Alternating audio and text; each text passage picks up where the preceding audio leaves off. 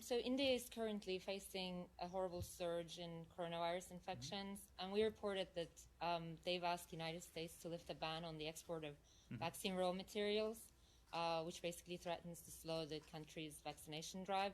When will the administration decide on that? So we've addressed this a couple times in the briefing. As I've said, this is a question for USTR when it comes to... But why is it a question for USTR? Secretary Blinken had a phone call with his counterpart. That's right, and they did discuss COVID. But when it comes... And this didn't come up? We issued a readout of that call, and as the readout of the call notes, they did discuss the COVID-19 response. You asked about intellectual property and certain controls. That is within the purview of USTR.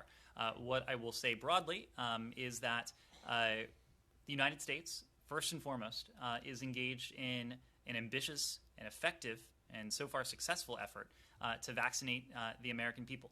That campaign is well underway, and we're doing that for a couple of reasons. Number one, we have a special responsibility to the American people. Number two, the American people, this country has been hit harder than any other country around the world. More than 550,000 deaths, tens of millions of infections in this country alone. But there's also a broader point here that I made yesterday, that it's, of course, not only in our interest to see Americans vaccinated, it's in the interest of the rest of the world to see Americans vaccinated. The point the Secretary has made repeatedly is that as long as the virus is spreading anywhere, it is a threat to people everywhere. So as long as the virus is spreading uncontrolled in this country, it can mutate and it can travel beyond our borders. That, in turn, poses a threat well beyond the United States. It is true that even as we focus on this, we have also played a leadership role when it comes to seeking to contain the virus beyond our borders. We have re-engaged with the WHO on day one.